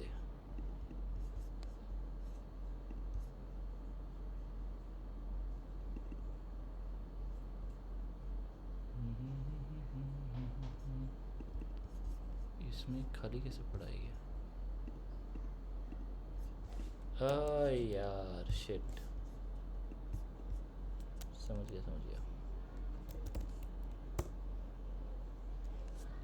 आप लोग समझे क्या हुआ अभी? नहीं, क्या हुआ? एक सेकेंड, इससे रिलोड कर लेते हैं पहले। हाँ यार, कोड तो लिख दिया था, इसको बिल्ड ही नहीं किया, तो ये क्लास डॉट क्लास तो बनी नहीं थी इसकी।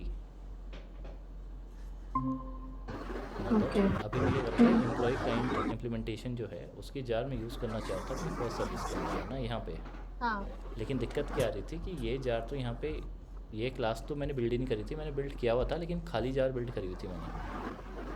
ये लाइन लिखने के बाद मैंने बिल्ड ही नहीं किया था, तो इसलिए वहाँ पे जब मैंने जार के अंदर जाके देखा तो खाली पड़ी थी ना वहाँ पे, कंपाइल्ड क्लास, ये क्लास खाली पड़ी थी ना उसके अंदर। अभी थोड़ी देर पहले जब देखा यहाँ पे, अब यहाँ पे आ गया ना, ये एम्प्लॉई आ गई ना क्लास, पैकेज आ गए, पहले खाली था वो।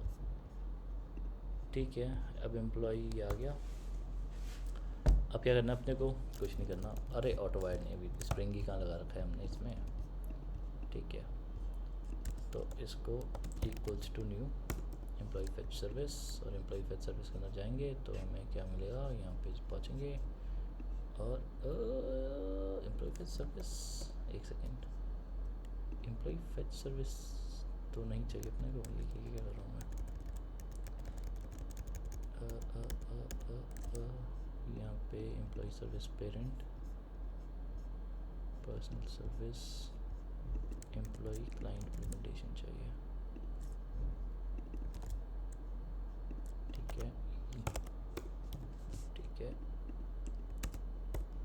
आ गया।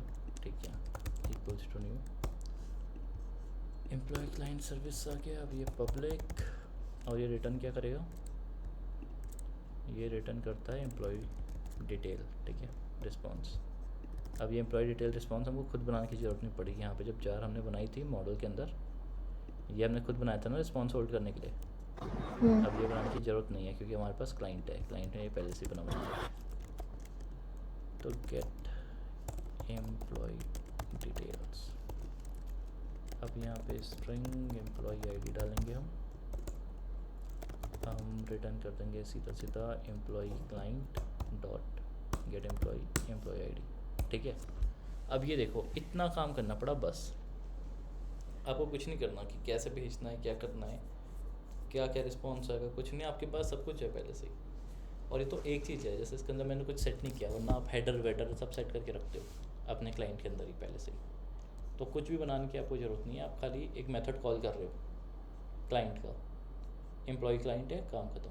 जैसे अगर आपकी कंपनी अमेज़न है तो आप अमेज़न क्लाइंट यूज़ करोगे। AWS है तो AWS अपना क्लाइंट देता है, AWS क्लाइंट देता है। AWS को client dot set data on Q, तो वहाँ क्यू में डाल देगा। तो सब अपने अपने क्लाइंट पकड़ा के रखते हैं पहले से। तो अब कितना आसान हो गया ना किसी भी डेवलपर के लिए, कुछ चीज़ करनी नहीं है। दूसरी माइक्रो सर्विस से हिट करके भी तुम डेटा ले आओगे और किसी को कुछ पता भी नहीं चलेगा क्या हो रहा है पीछे। अब बाकी इसका हमने यूज़ करना है अपने कंट्रोलर पे, क्लाइंट जार कंट्रोलर के अंदर। अब यहाँ पे रिक्वेस्ट मैपिंग, और यहाँ पे हम क्या कर देंगे, इसे मैपिंग में डाल देते हैं क्लाइंट जार और पब्लिक, और अभी के लिए वॉइड कर देते हैं गेट एम्प्लॉय डिटेल्स, और यहाँ पे गेट मैपिंग के अंदर वही सेम चीज़ get, then request param string employee ID, and then client jar get employee details employee ID, and इसी को हम रिटर्न करेंगे यहाँ पे एम्प्लॉय डिटेल्स के ऑब्जेक्ट को, इसको कर दिया अपडेट और इसको कर दिया अपडेट। ठीक है, अब इसे रन कर देते हैं।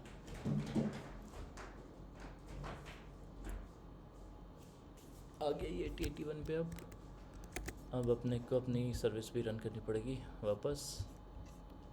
ये हमारी सर्विस को क्या हुआ, एम्प्लॉय सर्विस में नो सेशन एम्प्लॉय डिटेल्स, क्या हुआ इसे, मॉडल को इसको एक बार रिफ्रेश करना पड़ेगा।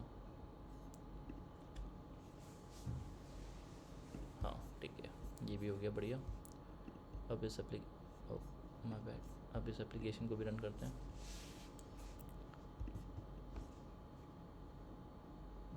ठीक है, ये भी 880 पे आ गई। अब हमने सारी मेहनत कर ली जितनी भी सेटिंग करनी थी। अब वापस रन करेंगे। ये 880 वाला है ना, एक बार रन करके देख रहे हैं। आ गया डेटा, ये पुराना है जो हमने डायरेक्ट कॉल किया है, server to server direct call है विदाउट क्लाइंट, तो आ गया डेटा इसमें भी। ये सर्वर टू सर्वर कॉल है विदाउट क्लाइंट, बट इसमें ऑब्जेक्ट यूज़ किया गया। हो गया, रिलोड किया, वापस आ गया।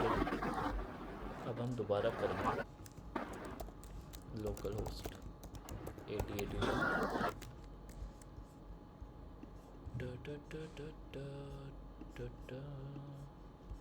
और यहाँ पे client jar and get employee ID. ठीक है, गेट एम्प्लॉय आईडी 8 आ गया डेटा। हाँ है सेम, कुछ अलग काम नहीं हुआ है, बस तरीके अलग हो गए कि आप किस किस तरीके से कर रहे हो। पहले वाले में आप अपनी सर्विस लेयर में खुद ही लिखोगे सारी चीज़ें, मतलब सर्विस लेयर के अंदर भी नहीं लिखोगे ये चीज़, अलग ही आपकी क्लास होगी। जैसे श्रीपी क्लाइंट कनेक्टर जो मैंने कल दिखाया था, उसके अंदर एक कोड होगा। मैंने फ़िलहाल अपना छोटा एक सर्विस लेयर के अंदर ही डाल दिया है। तो ये जो चीज़ है ये आप अपने अलग से एक क्लास में करोगे, जिससे आप कॉल अपनी सर्विस क्लास से करोगे। यूटिलिटी क्लास होगी आपकी एक, उसमें आप कॉल करके उससे रिटर्न कर दोगे डेटा। तो ये तो हो गई एक आइटम। तो यहाँ पर आपने खुद ही हिट किया है रेस्ट कॉल को, आपको URL पता था, आपको हर चीज़ पता थी, आपने ही सब कुछ किया है। लेकिन दूसरे में जब आपने क्लाइंट का जार यूज़ किया है, इसमें आपको कुछ भी नहीं पता।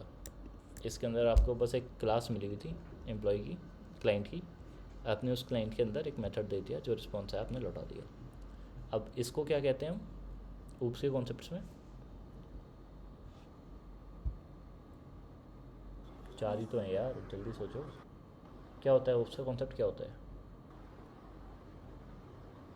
एनकैप्सुलेशन, सुनना इंटेंट, बहुत अलग बात पॉलीमॉर्फ। है यार। मतलब माना कि उनिसा यंग है, तो उन्होंने अभी कॉलेज से निकली होंगी तो ज़्यादा याद होगा, लेकिन आपने तो कोर जावा भी कोर्स किया हुआ है। ए पाए रटवाया तो था, ए पाए। उनिसा ना हर बार बहुत जल्दी आंसर देती हैं। क्या है ये? अगर याद नहीं आ रहा सीक्वेंस या कुछ, तो ए पाए के नाम से याद रखो। ए से क्या है? एब्स्ट्रैक्शन, पॉलीमॉर्फिज्म, इनहेरिटेंस और एनकैप्सुलेशन। तो अभी पॉलीमॉर्फिज्म का तो पार्ट है नहीं ये लाइन, इनहेरिटेंस का भी पार्ट नहीं है। मतलब क्लाइंट है, क्लाइंट के अंदर हम अगर यहाँ पे IMPL ले लें तो इनहेरिटेंस का भी लग जाएगी, लेकिन फ़िलहाल नहीं लगा रखा है मैंने जानबूझ के यहाँ पे, वरना इंटरफेस यूज़ होता है। फिर और क्या बचा? फिर यहाँ पे इनहेरिटेंस नहीं है, इनकैप्सुलेशन एक क्लास के अंदर कहाँ से आएगी? तो क्या बचा यहाँ पे?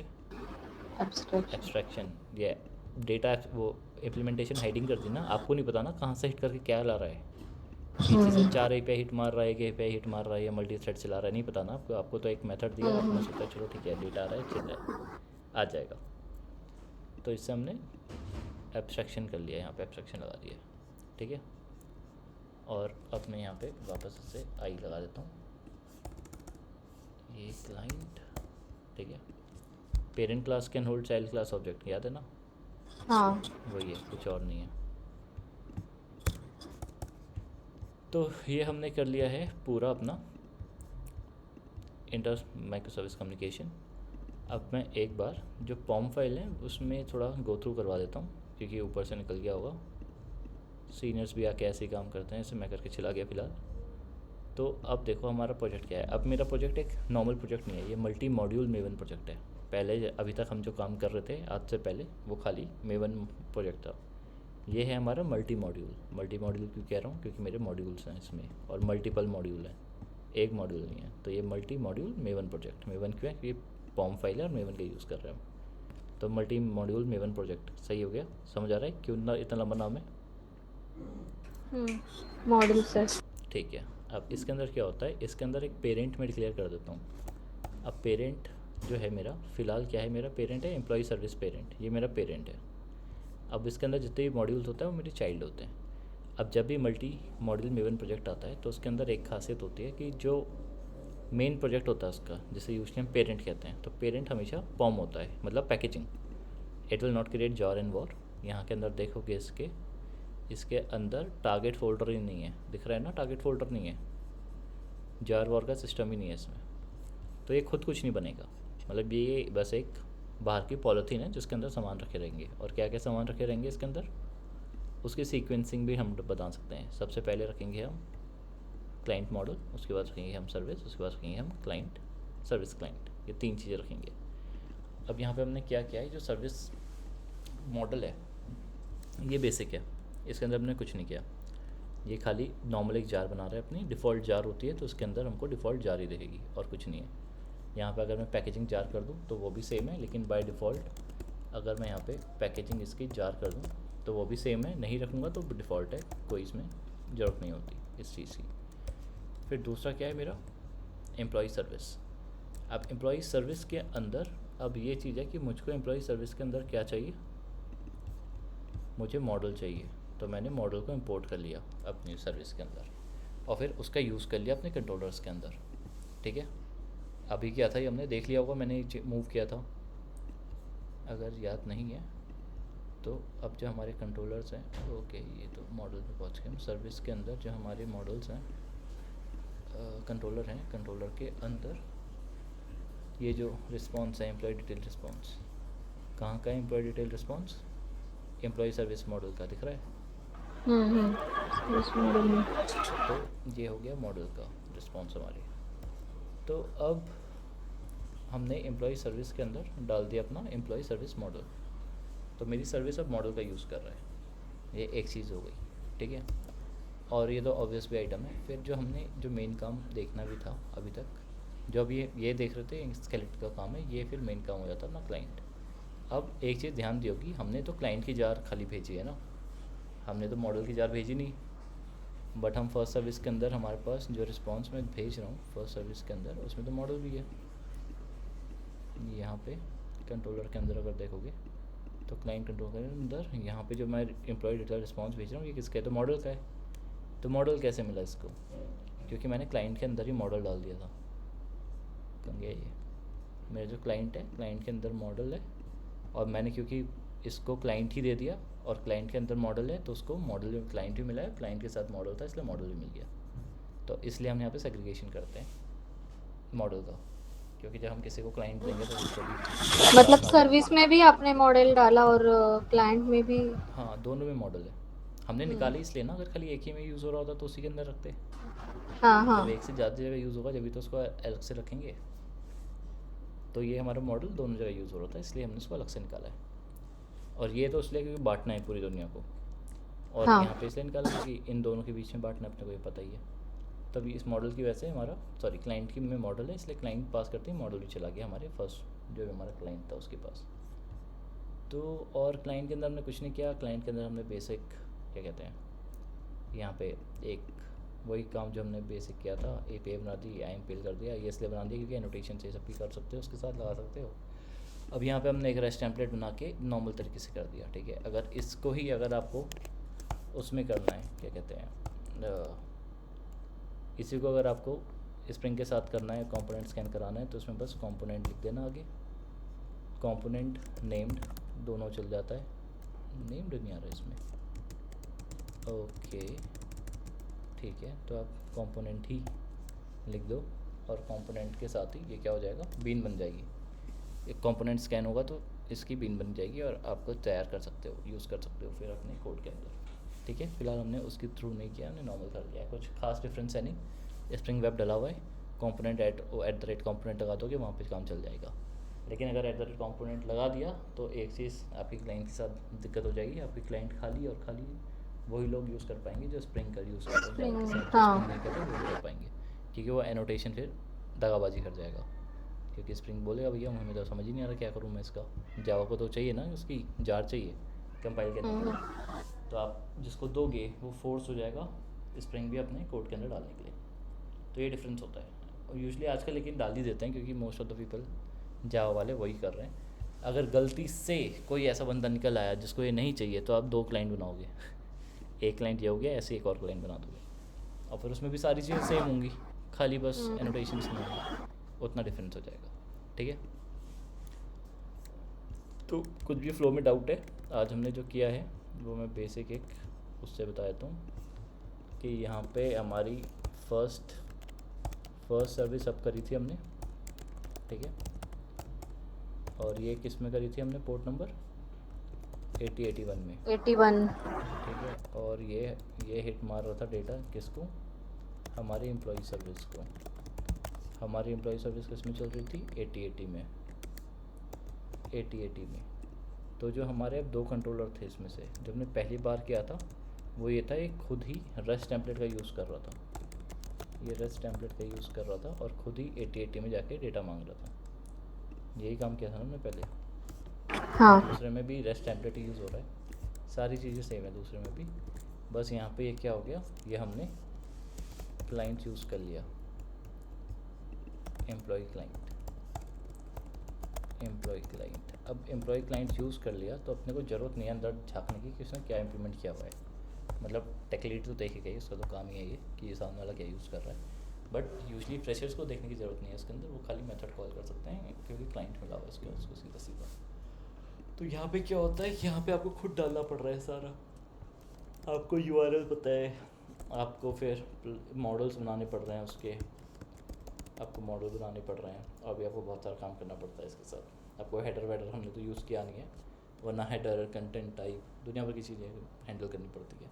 और फिलहाल खाली हमने गेट देखा है, तो आपको गेट के साथ HTTP वर्क्स कितने होते हैं, गेट, पोस्ट, पुट, डिलीट, तो आपको सब देखना पड़ेगा उसमें, तो सबको हैंडल करना पड़ेगा अलग अलग। तो वो सारी चीज़ें रहती हैं जो आपको रेस्ट टेम्पलेट में खुद ही हैंडल करनी है। लेकिन अगर आपको क्लाइंट मिल जाए तो ये लेयर ऑफ एब्स्ट्रैक्शन शुरू हुई, आपको मतलब नहीं URL क्या है, आपको मतलब नहीं कि मॉडल क्या है, मॉडल आपको खुद ही मिल रहा है, मॉडल क्योंकि उन्होंने बना रखा है, उन्होंने आपको क्लाइंट दिया है तो उसी के अंदर मॉडल भी होगा। तो सीधा सीधा इसलिए क्लाइंट से क्या होता है, जो इंटीग्रेशन करता है उसका फ़ायदा हो जाता है, उसे कोड कम लिखना पड़ता है, समझना कम पड़ता है। जैसे हमने कुछ यूज़ नहीं किया ना इस डेटा का, हमने खाली डेटा लाया और आगे कर दिया। यूजली तो लोग कंज्यूम कर रहे होंगे, कुछ समझेंगे वो API क्या करती है क्या नहीं करती है, और हर एक डेटा का मतलब भी समझेंगे, पर हमारा काम लगता है हमें तो बस डेटा ला के दिखाना था, बट फिर भी हमको मॉडल बनाना पड़ा उसका फ़िलहाल, क्योंकि हमको हर एक वेरिएबल देखना पड़ा, फिर देखना पड़ा उसको मैं किस में कन्वर्ट कर सकता हूँ, फिर स्ट्रिंग बनाया। इसमें हमको इतना कुछ करने की ज़रूरत ही नहीं है, जो डेटा आया वो सीधा सीधा आगे चला गया, समझ गए। तो मेहनत किस में कम लगती है, क्लाइंट मतलब इंटीग्रेशन करने वाले को क्लाइंट यूज़ करके कम मेहनत लगती है, लेकिन डेवलपर को थोड़ी ज़्यादा मेहनत लगती है, यही डिफरेंस होता है। पर क्लाइंट बहुत सारी चीज़ें होते हैं, आप क्लाइंट क्यों नहीं देना चाहते, ये भी रहता है कि यार क्लाइंट अगर आपने दे दिया तो बंदा स्लो अगर उसका सिस्टम हो रहा है वो आपके क्लाइंट के ऊपर ही डाल देगा कि आपका क्लाइंट स्लो कर रहा है, तो आपका उसका मेथड अगर स्लो कर रहा होगा और उसके मेथड में आपका क्लाइंट है, क्योंकि बेवकूफ़ों की कमी नहीं है, मतलब क्योंकि लोगों को आता नहीं है, समझ नहीं आता है, पता नहीं होता, तो वो सीधा सीधा यही कहते हैं कि भाई इनकी लाइन की वजह से ख़राब हो रहा है, हम कर ही क्या रहे हैं अपने में। तो वो यही नहीं देखेंगे उनका कुछ, कभी उनका रेडिस क्लॉक हो रहा होगा, उनकी क्यू क्लॉक हो रही होगी, डेटाबेस क्लॉक हो रहा होगा, कुछ भी हो रहा होगा, स्लो सर्विस हो रही होगी, इंडेक्स ख़राब हो गया होगा, या मल्टीपल इंडेक्सेस की वजह से वो स्लो, राइट क्वेरी स्लो हुई होगी। कुछ नहीं देखेंगे वो, हीप स्पेस ज़्यादा हो रही है या लोड बैलेंसर मर रहा है, एल्गोरिथम चेंज करनी पड़ेगी आपको लोड बैलेंसर की, कुछ नहीं देखेगा वो। सीधा देखेगा किसी और की जार यूज़ कर रहा हूँ, सीधा उसका सीनियर उसको बोलेगा कि भाई ये स्लो क्यों हो रहा है, सीधा बोल देगा भाई हमने तो दूसरी टीम की जार यूज़ वो क्लाइंट यूज़ किया है, अब वही स्लो चल रहा है, हम क्या करें। तो ये पंगा रहता है। आप अगर किसी इंटरनल टीम को भी भगवान बन के क्लाइंट दोगे ना, मे बी फ़िलहाल आपका जो बंदा है सामने उससे आपकी अच्छी बात हो, लेकिन वो टेकलीड अगर चला गया सामने वाला, दूसरा नया टेकलीड आ गया, अब नया टेकलीड हमेशा अपनी फेस सेविंग करता है और आपने अपनी क्लाइंट दे रखा है, अच्छा तो फिर आपको ये सब सवालों के जवाब देखने पड़ेंगे। अब दिक्कत यह है कि अगर आपको नहीं पता ये सब चीज़ें आपके ऊपर डाल दी उसने, और आप नए हो या पुराना बंदा सीनियर आ गया गलती से, तो आपके ऊपर आ जाएगी बॉल ये अपने आप को डिफेंड करने की कि आपकी जो ये सर्विस है वो स्लो नहीं कर रही है।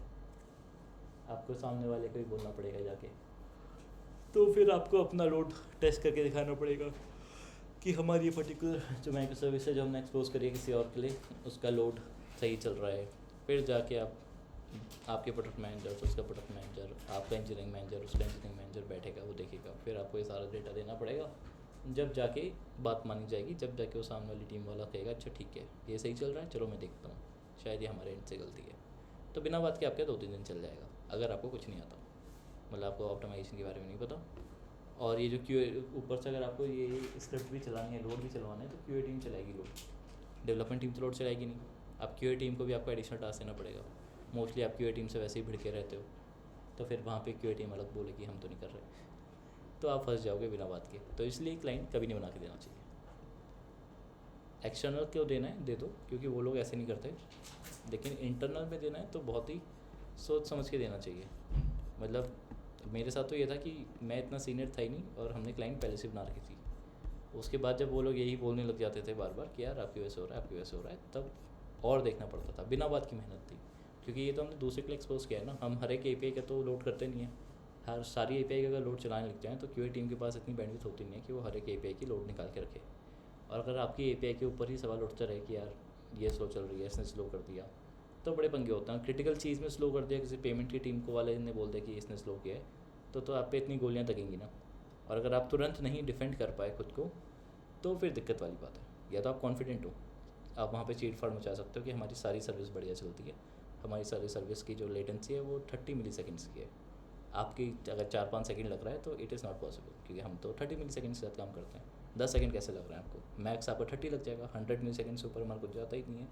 अगर आप इतनी कॉन्फिडेंस हो, इतना थ्रूपुट बता सकते हो सब चीज़ों का, तो फिर ही बच जाओगे। वरना बिना बातें होगा क्या, 10 लोगों के सामने आप डांट खा लोगे और फिर 2 लोगों के सामने आप बता दोगे कि भाई हमारी नहीं आपकी है, और 2 लोगों के सामने वो भी एक्सेप्ट कर लेंगे अगर आप बता पाए तो इसलिए क्लाइंट का भी बना के देनी नहीं चाहिए। सीमा आपके लिए था इतना सारा, उन्हीं सा तो अभी देखेंगे ये सारी कंपनी में होते हुए अपने ड्रामे। हाँ, मेरे यहाँ यूज करते हैं ये एम्प्लॉय क्लाइंट। मतलब मैं ट्राई कर रही हूँ कुछ रिसोर्स ढूंढने के लिए, अभी तक कुछ नहीं मिला। हाँ ठीक है, तो क्लाइंट मतलब अलग अलग जांच के अंदर होगा ना। मतलब ये जो मैं कहानियाँ सुना रहा हूँ ना, ये कहानियाँ, हाँ हाँ इट्स नॉट अ हाँ पार्ट ऑफ कोर्स ना, लेकिन ये मैं सीमा को सुना रहा हूँ। हाँ क्योंकि अगर सीमा ने अपने जूनियर को हाँ कह दिया बना के दे दो क्लाइंट, हाँ तो और सामने वाली टीम के साथ लगा कि यार चलो कोई ठीक है, तो वो ना ये ऐसे ही बोल देते हैं सीधा सीधा। मैं बहुत मरा हूँ, मुझे तो आधी चीज़ें आती थी ऑप्टिमाइजेशन में, आधी चीज़ें नहीं आती थी। फिर मैं समझा डिफेंड कैसे करना है, क्या है सही क्या नहीं है, तो आपको पूरा पूरा प्रॉपर सीखना पड़ता है चीज़ें। हम्म, तो ये मतलब ऑफिस पॉलिटिक्स और ये सब है, तो इसलिए बता दिया सीमा आपको पहले मैंने। कभी आप नए नए जाओ और आपको कोई बोले आप क्लाइंट बना के दे दो, आप भी एकदम चौड़ में, आपको 4-5 रिसोर्स मिले, आप चौड़ चौड़ में बोल दो हाँ जी ठीक है भैया मैं देता हूँ, और फिर उसके बाद पंगा हो जाए। तो इसलिए हेड्सअप है, जैसे देना है दे दो। लेकिन एक और हेड्सअप है, आपकी अगर कंपनी ऐसी है जिसको दूसरी कंपनी इंटीग्रेट करती है, तब आप रेस्ट टेम्पलेट की जगह आप एक क्लाइंट दे दो, तब ज़्यादा फ़ायदा है। वरना वो इतने 100 सवाल पूछेंगे, फिर यहाँ पे फालतू पंगा हो जाता है। वो फिर लोड के लिए तो नीडा बोलेंगे आपको, क्योंकि अगर एयर एशिया का स्लो एपीआई, एयर एशिया का अगर रिस्पॉन्स स्लो आ रहा है तो हम एयर एशिया को कुछ नहीं बोल सकते। हम ये कर देंगे ना कि यार एयर एशिया का रिस्पॉन्स बाद में दिखा देंगे, तो बाकी एयरलाइंस का पहले दिखा दो, एयर एशिया का जिसका डिले आ रहा है उसका बाद में दिखा दो। तो ये सिस्टम हम चला देते हैं। बट यहाँ पे क्या सीन है, यहाँ पे आप एयर एशिया को नहीं बोल सकते ना खुद। अगर मेरा ये चल रहा है कि दूसरी कंपनी के साथ है तो वो मुझे बोलेगा नहीं ना कि यार तुम तेज करो, मतलब वो एक फॉर्मल प्रोटेस्ट कर देगा कि यार आपकी API स्लो चल रही है, तो हमारा थोड़ा बिजनेस मॉड्यूल जो है वो हमारा सही नहीं चल पा रहा, बिजनेस लॉजिक में हमें थोड़ा फास्ट चाहिए सिस्टम। तो वो बोल सकता है खाली, उस पर एक्ट करना ना करना वो हमारे ऊपर है। और वो एक पर्टिकुलर टीम के पास आएगा, प्रोडक्ट मैनेजर के पास आएगा, वो हमारे पास आएगा, तो लड़ाई के चांस कम होते हैं। इंटरनल टीम में बहुत होते हैं, तो और इंटरनल टीम में देनी भी नहीं चाहिए, क्योंकि इतना कुछ फ़ायदा है नहीं देके। API दे दो, बोल दो ये ले API, मेल में डॉक्यूमेंटेशन दे दो, टीम मीटिंग में बात कर लेगा, एक डेवलपर साइन दे दो उसको, एक अपना रिसोर्स दे दो, बात करता रहे उससे, काम ख़त्म। वरना बिना बात के मरोगे आप, इट मेक्स नो सेंस। बाकी ओह शिट, पता नहीं ये बंद